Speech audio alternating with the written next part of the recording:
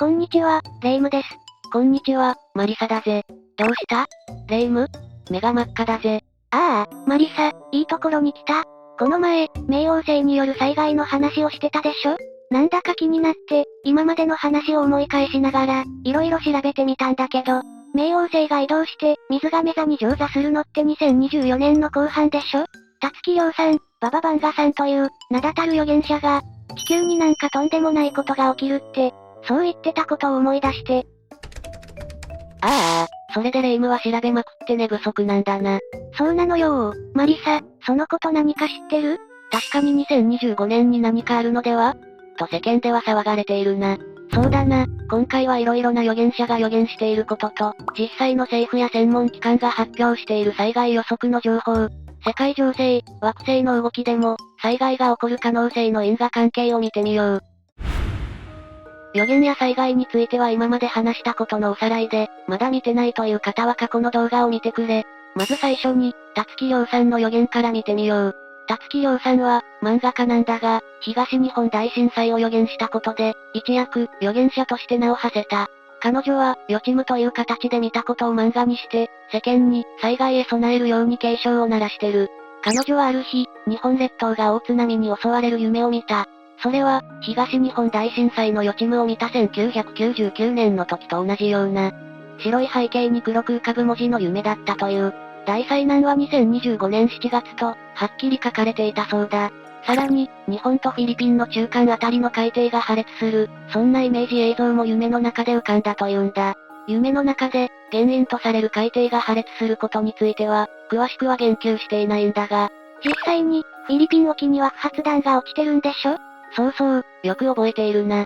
フィリピン海付近には、1965年にアメリカ軍が誤って投下した水素爆弾が、今も沈んでいるというんだが、その爆弾が爆発するか、海底火山の噴火なのかもしれない。火山噴火や海底火山噴火、大地震が起こる可能性が2025年に高まってることは覚えているか？太陽フレアかな？そう、太陽フレアだ。太陽フレアは太陽活動が活発化している際、その表面で発生する大規模な爆発現象のこと。太陽フレアの爆発は、通常11年周期、大規模なものは100年に一度の頻度で起こるんだが、今回の規模は大きいと推測されていて、これが2025年7月に起こると発表されている。これは予言じゃないんだよね？ああ、宇宙天気予報というんだが、様々な観測データ、数値計算結果、及び予測モデル等の結果を総合的に解析して発表される専門機関からの予報だ。そうなったら、ライフラインが大変なことになるんだよね？通常の太陽フレアの規模でも地球上の磁気が乱れることにより、スマホやネット、テレビなどの電波に影響する可能性があるんだが、2025年の規模だと太陽フレアの強烈な磁気は、全世界のシステムや人々に影響を及ぼすというぜ。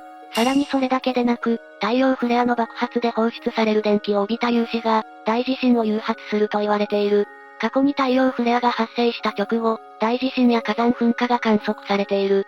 台風や太陽フレアが引き金となる地震は、マグニチュード9クラスにもなりかねないので警戒が必要だ。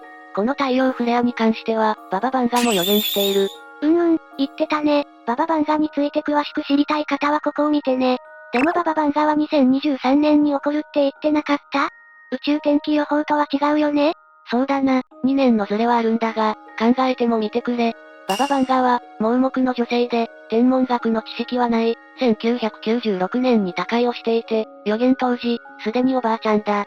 どこかで聞き得た知識で言ってるわけではない上に、30年以上前の予言だ。逆に信憑性が高くないか？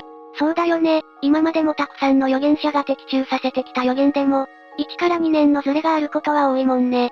そうなんだよ。だからこれは外れだと安心することはできないんだ。時期を言い当てる、たつきりょうさんは2025年7月に大津波で大災害が起こると言っている。そうだった。たつきりょうさんは年月も当ててるんだよね。ああ、宇宙天気予報の2025年7月としっかり同じ年月なんだよ。大地震に関しては、実際、内閣府の防災情報でも、30年以内に起こると発表されている。前にも言ったが、地震により火山噴火が誘発される可能性もある。火山噴火により地震が誘発される場合もあるんだ。阿蘇さんも要警戒って言ってたもんね。火山噴火も地震も太陽フレアによって、2025年7月に引き起こされる可能性が高いってことだよね？そうなんだな。阿蘇山が大噴火したら大変なことになるぜ。巨大カルデラ噴火が起きたらどうなるかは、こちらの動画で見てくれ。で、もう一つ気になるのが、惑星の動きだ。それがきっかけだったのよ。冥王星による大地震の可能性。冥王星が移動すると大災害や戦争などが起こるって言ってたよね。冥王星について詳しくはこちらの動画で見てね。そして今回この冥王星は2023年3月24日から、ヤギ座へ戻ったりと逆行を繰り返し、2024年11月20日から、2044年3月9日まで水亀座に滞在する。水亀座は、通信、インターネット、見えないものを司る。もろそれ、太陽フレアが起きた時に影響するものだね。この水亀座に、破壊と再生の冥王星が入るということは、太陽フレアが到達して、通信障害などが起き、大変なことになるかもってことだよね。そうなんだぜ。この時期は本当に要警戒だぜ。バババンガの予言に戻るが、2023年に原子力発電所が爆発すると予言したのは覚えているか？バババンガは、チェルノブイリ原発事故も予言が的中したよね。そうなんだ。その彼女が新たな原発事故を予言していた。この放射能も、見えないものなんだ。ヨーロッパ最大規模のウクライナザポリージャ原子力発電所へ、ロシアの攻撃が続いてる以上、原発事故はいつ起こってもおかしくない状況だ。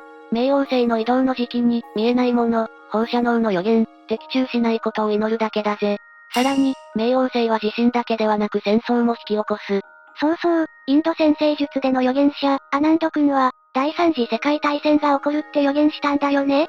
彼は第三次世界大戦が、2029年から2032年に起こると言っているが、すでにその予兆は、ロシアのウクライナ侵攻、世界各国の武力強化の動き、中国の動きを見てもすでに始まってると言える。この動きは、冥王星の移動とリンクしている。アナンド君によると火星と土星、この二つの惑星が接近することで第三次世界大戦が起こるという。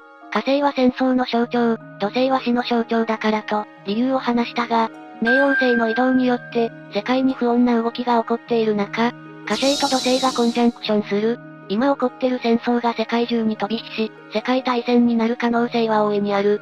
西洋占星術で見てもかなり危険な10年間になることは必須だぜ。大災害も怖いけど、戦争なんて人為的な災害、もっとやだそうだよな、なんで人間は争うんだろうな。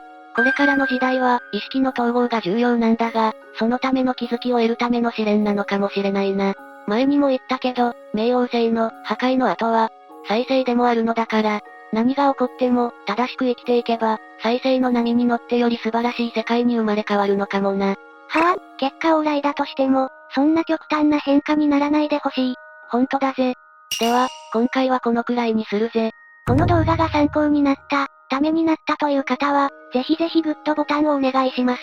チャンネル登録も待ってるぜ。コメント欄に感想を書いてくれると嬉しいぜ。最後までご視聴いただきありがとうございました。また次回の動画でお会いしましょう。